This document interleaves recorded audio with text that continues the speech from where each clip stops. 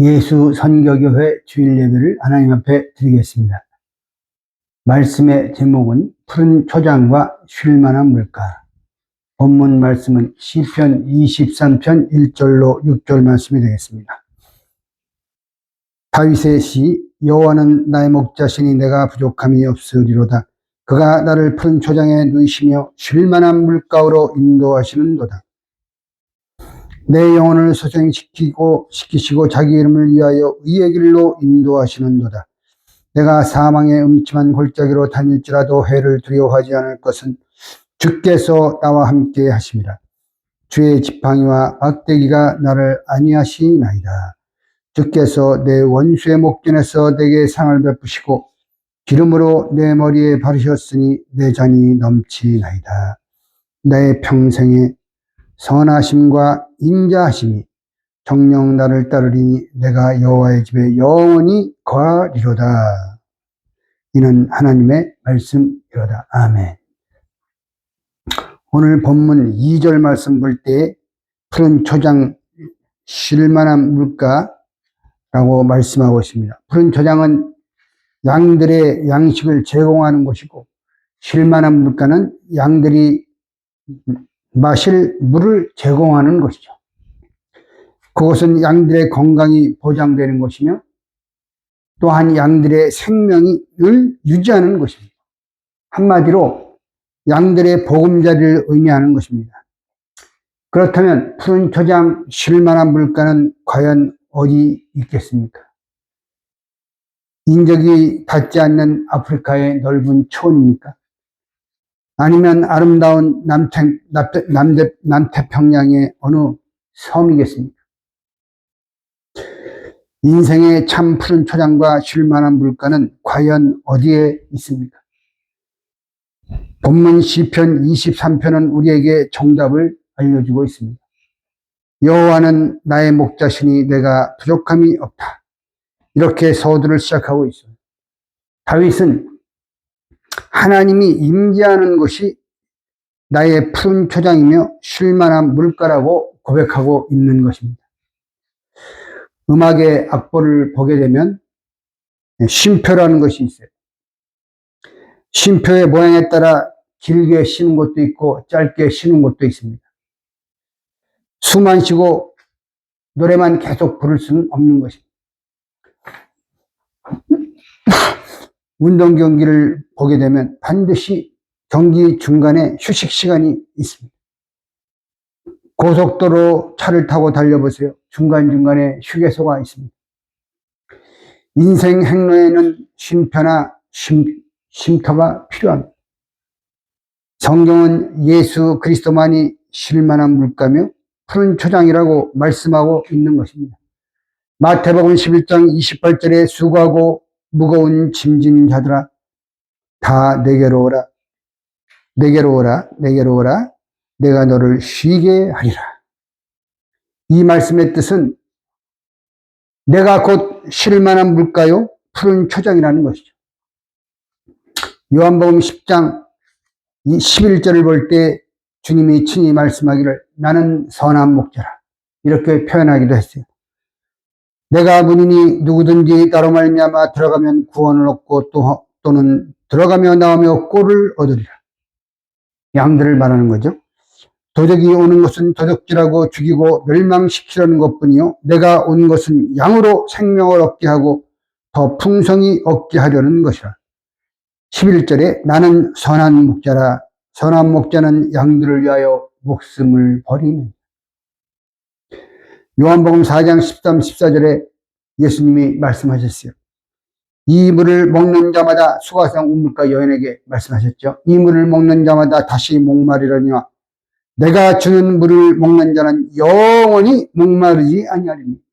쉴만한 물가라는 거죠. 예? 영원히 쉴만한 물가. 나의 주는 물은 그 속에서 영생하도록 솟아나는 샘물이 되리라. 주님이 우리의 목자라면 주님의 몸된 교회는 푸른 초장이고 쉴만한 물가가 되는 것입니다. 그리고 우리 성도는 양이죠. 아까도 말씀을 드렸지만 푸른 초장과 쉴만한 물가는 양들의 양식을 제공하는 곳이에요. 양들의 주식이 존재하는 곳이에요. 거기가. 푸른 초장이. 양들의 건강이 보장되는 곳이고 양들의 생명의 보고요. 양들의 참된 보금자리가 되는 것입니다. 그런데 양들에게 목자가 없고 푸른 초장과 쉴만한 물가가 없다면 양들은 어떻게 생명을 유지하고 살아가겠습니까? 푸른 초장은 먼저 하나님의 자연계시의 피조세계를 뜻하는 것입니다. 하나님이 창조하신 하늘과 땅 그리고 그 가운데 모든 삼라만상은 확실히 모든 인류가 먹고 마시며 살찌는 푸른 초장입니다.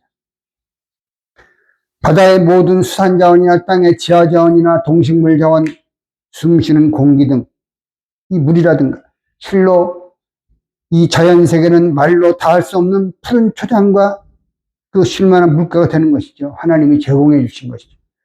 꽃이 피는 봄, 성장의 여름, 결실의 가을, 이 동면의 겨울이 모두 다 하나님께서 인생에게 허락하신 푸른 초장입니다. 하나님은 모든 사람들이 먹을 수 있는 식물을 얼마나 다양하게 주셨습니까? 시편 136편 25절 말씀 볼 때 모든 육체에게 식물을 주신 이에게 감사하라 그 인자심이 영원하미로다. 사람이 아무리 똑똑하고 능력이 있다고 해도 쌀 한 톨을 만들 수가 있습니까? 인간이 먹고 살 수 있는 모든 식물을 하나님이 주셨습니다. 오늘날까지 우리가 신앙 고백한 이후로 날마다 분초마다 이러한 하나님 앞에 얼마나 감사 생활을 했습니까? 우리가 감사가 없기 때문에 지혜가 없고 감사가 없기 때문에 지식이 없고 감사가 없기 때문에 명철이 없고 감사가 없기 때문에 모든 것을 다 잃어버리는 것입니다. 감사가 없는 그 인생들을 보세요. 만족이 있습니까? 항상 목말라하고 부족함을 느끼는 불쌍한 인생입니다.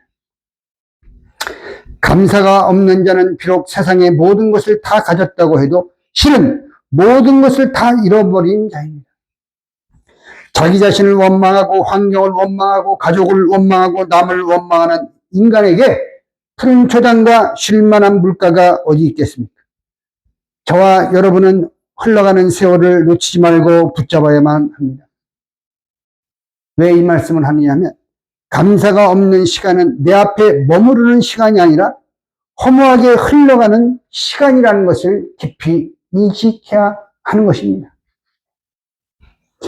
하나님은 창조 이래 오늘의 일까지 이 자연계시의 푸른 초장에서 만인간들을 먹이시고 입히시고 생명과 안식의 축복을 주셨습니다. 그리고 인간에게는 하나 더 또 다른 푸른 초장이 있어요. 왜? 인간은 영적 존재이기 때문에 또 다른 푸른 초장이 필요한 것이죠. 그 푸른 초장은 바로 하나님의 특별 계시의 세계입니다. 곧 신구약 성경이 푸른 초장인 것입니다. 사람이 떡으로만 살 수 없고 하나님의 입으로 나오는 말씀을 먹어야만 진정으로 풍요로운 삶을 살 수가 있습니다. 자연계시의 초원에서는 타락한 영혼이 만족할 수가 없습니다. 자연계시의 초원은 타락한 인간의 영혼 구원에 있어서는 불충분합니다.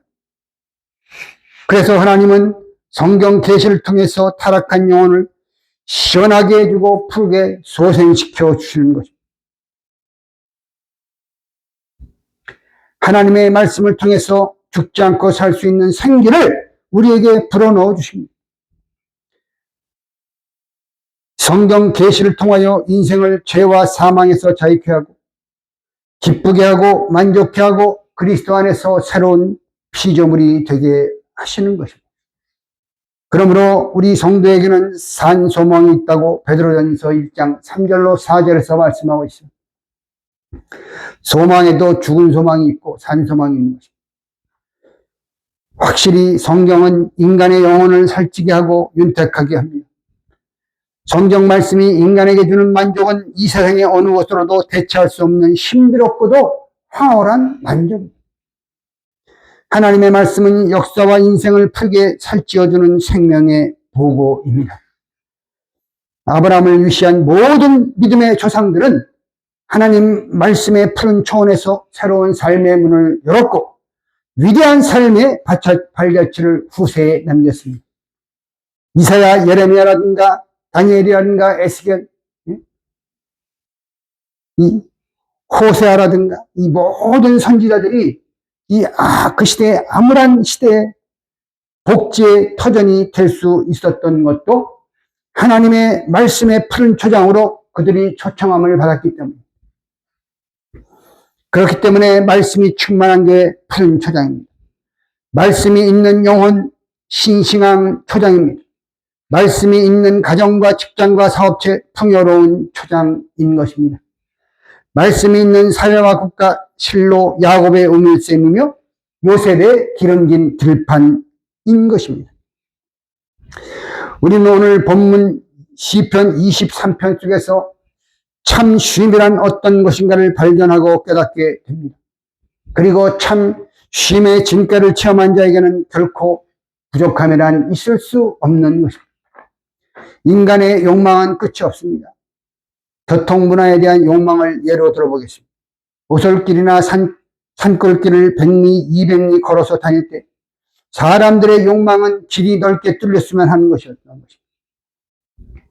그러다가 길이 넓게 뚫렸어요.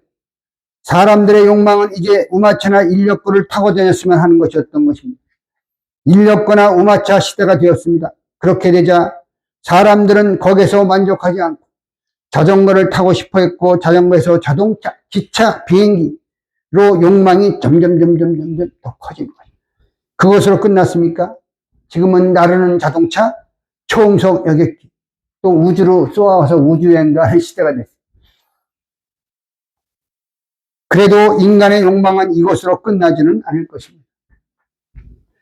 교통문화에 대한 욕망은 그래도 긍정적인 측면이 있지만 타락한 인간의 욕망은 긍정적인 것보다 부정적인 것이 대부분입니다. 하나님의 뜻과 상관이 없는 욕망, 인간의 욕망 모든 면에서 끝이 없습니다. 그래서 하나님의 뜻과 상관이 없는 욕망의 불은 끝내 자기 자신을 태워서 죽이고야 만다고 성경은 곳곳에서 말씀하고 있어요. 특별히 야고보 1장 15절 말씀 볼 때 욕심이 잉태한 즉 죄를 낳고 죄가 장성한 즉 사망을 낳는다. 욕심이, 그게 욕망이 불이 붙으면 죄를 짓게 되는 거예요. 죄를 짓게 돼요. 남을 짓밟고 올라가고 해야 되니까. 죄를 짓게 되고 그게 쌓이면은 사망에 이르는 것이죠. 영육간 사망.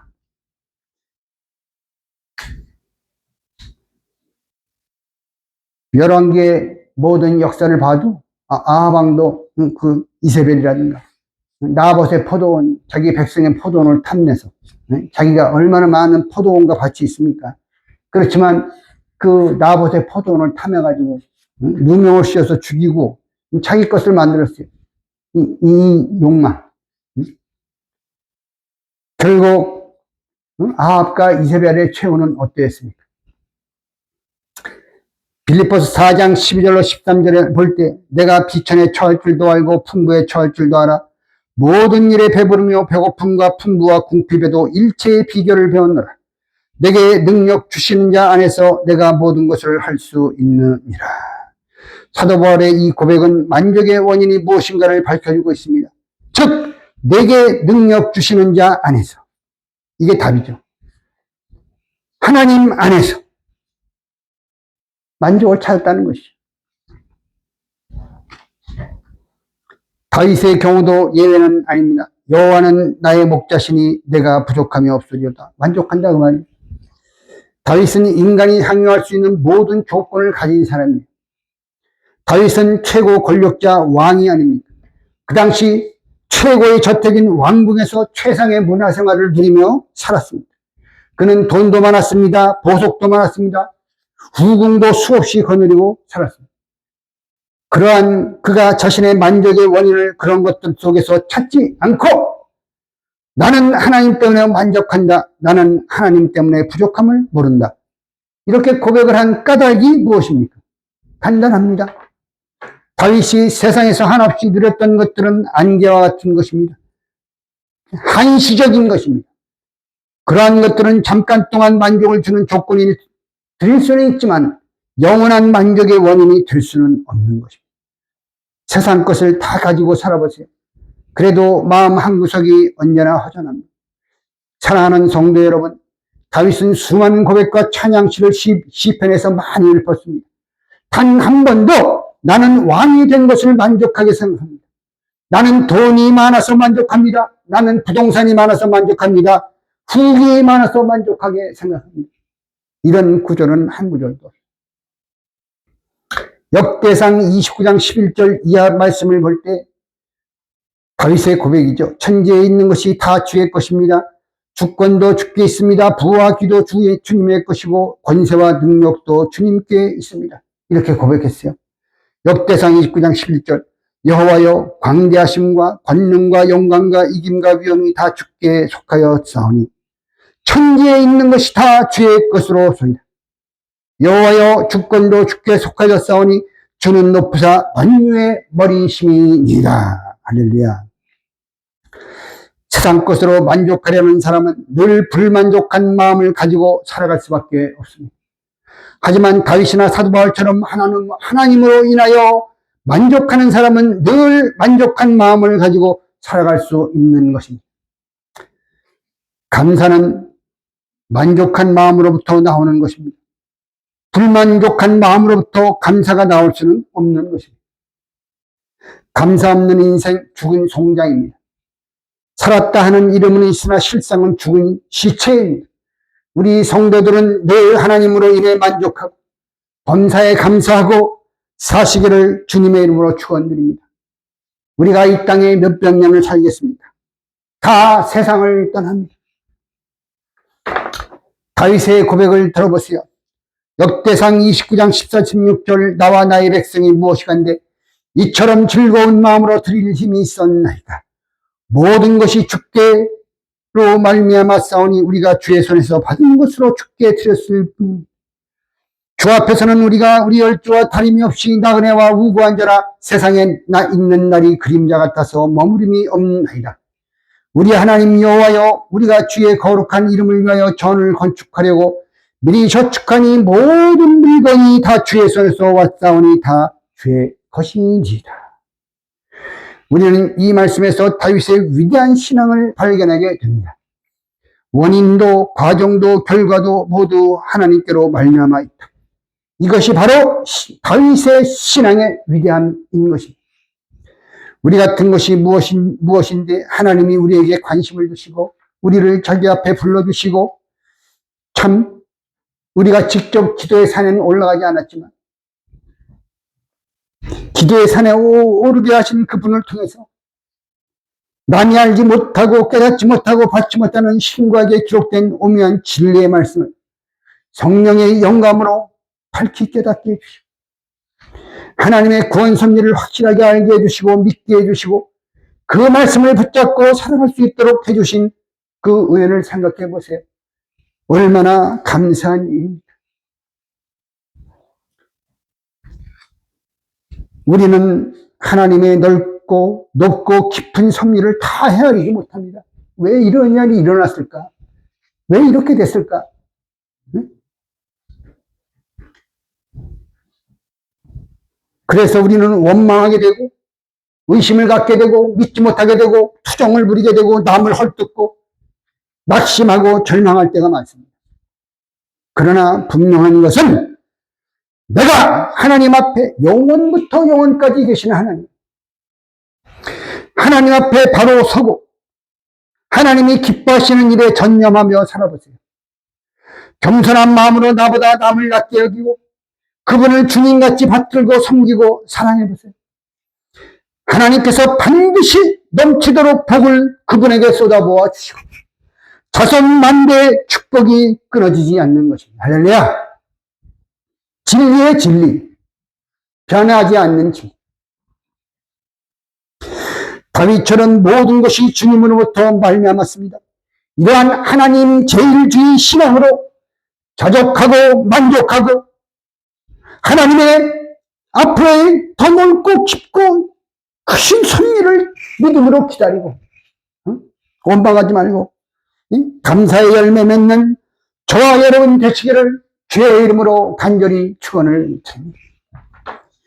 참 인도자가 있는 양 얼마나 행복합니까? 응? 이 모세 참 인도자 모세가 있는데 이 이스라엘 백성들 광야에서 다 원망하고 불평해서 죽는 거 보세요. 응? 아무리 푸르른 초원이 펼쳐지고 있고 오아시스나 샘이 그 곁에서 펑펑 솟아나가 있다 하더라도 그것으로 인도하는 목자가 없다면 꿀도 물도 얻을 수가 없는 것입니다. 시편 23편 2절에 그가 그랬어요.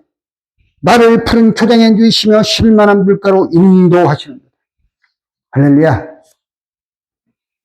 세계 어느 곳을 가든지 여행 안내자가 있습니다. 그들은 일정한 훈련과 학습을 거친 다음에 자격을 받은 사람들이죠. 여행자가 혼자 지도책을 보고 여행하는 것보다 안내자의 가이드를 받으면서 받으면 정확한 정보를 얻을 수 있고 쉽고 편안하게 여행을 즐길 수가 있는 것입니다. 우리 인생길도 마찬가지입니다. 자기 힘으로 길을 찾고 지도를 보면서 갈 수도 있습니다. 그러나 그 미래를 알 수 없어요. 그 길은 고독합니다. 안내자가 없으니까. 힘들기가 짝이 없습니다. 자기가 혼자서 길을 찾아가야 합니다. 시편 기자는 하나님이 나를 인도하신다고 고백합니다. 안내자가 든든하면 여행길이 편안합니다. 사랑하는 성도 여러분, 하나님은 어떤 안내자입니까? 하나님은 어떤 안내자예요? 시편 121편 말씀 볼 때 졸지도 아니하시고 주무시도 아니하시고 우리를 지킨다고 했어요. 응? 우리 부모님이 아무리 우리를 사랑해도 졸지 않고 주무시지도 않고 지켜줍니까? 응? 하나님은 졸지도 아니하시고 주무시지도 않고 우리를 지켜주신다.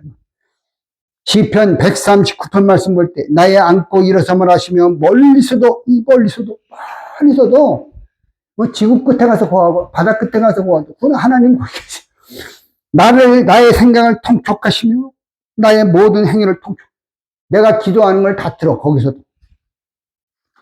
듣는 거예요.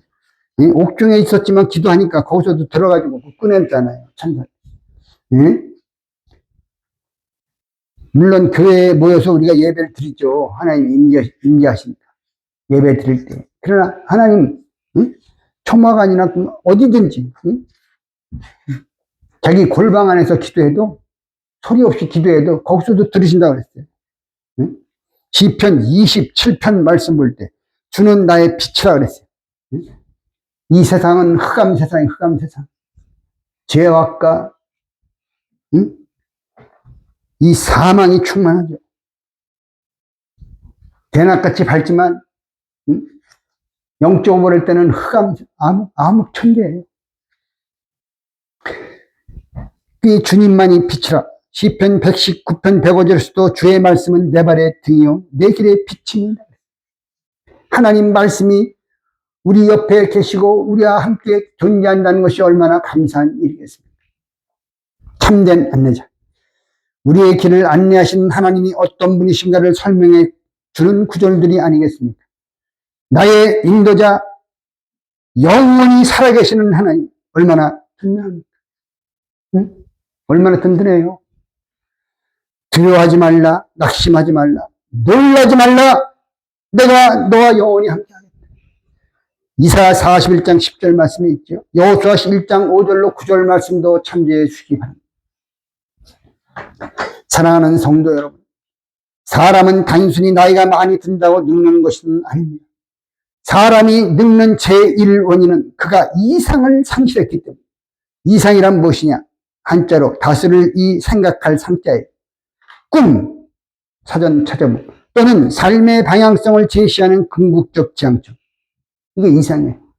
또는 삶의 의미와 이 이상은 삶의 의미와 가치를 부여하며 신념에 따라 행동하게 하는 원동력이라고 했어요. 삶의 원동력, 이상이. 근데 이상을 잃어버린 자, 죽은 자. 사람이 나이 들면 피부에 주름이 생길 것입니다. 그러나 이 세상 일에 흥미를 잃어버리지 않는다면 마음의 주림이 잡히지는 않을 것입니다. 이 원리는 우리 신앙생활에도 똑같이 적용되는 것입니다. 우리가 하늘의 이상을 품고, 땅의 이상이 아니야. 우리는 하늘의 이상을 품고 주님이 기뻐하시는 일에 흥미를 잃어버리지 않는다. 결코 우리 마음의 주림이 잡히지 않을 것입니다. 할렐루야. 고린도 후서 4장 18절 말씀처럼 겉사람은 후패하나 우리의 속은 날로 새롭도다. 이러한 젊음의 행복을 누리며 패배가 아닌 날마다 행복과 승리의 삶을 살아갈 수가 있는 것입니다. 할렐루야. 주님과 함께하는 사람, 늘 주님과 교제하는 사람, 주님의 인도를 따르는 사람은 절대 주님이 내쫓거나 버리지 않습니다. 요한복음 10장 28절 29절 내가 저희에게 영생을 주노니 영원히 멸망치 아니할 터이요 또 저희를 내 손에서 빼앗을 자가 없느니라. 저희를 주신 내 아버지는 만유보다 크심에 아무도 아버지 손에서 빼앗을 수 없느니라. 여호와는 나의 목자시니 내가 부족함이 없으리로다. 그가 나를 푸른 초장에 누이시며 쉴만한 물가로 인도하십니다.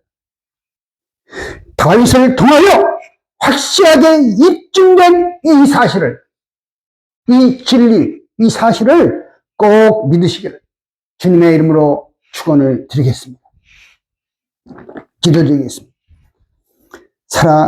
영원토록 살아 역사하시는 하나님 아버지, 참 소망이 없고 생명이 없는 혼돈과 공허와 흑암의 세상 속에서 방황하는 저희에게 찾아와 주셔서 참 목자가 되어주신 주님 앞에 진심으로 감사와 찬양과 영광을 돌려드리옵나이다.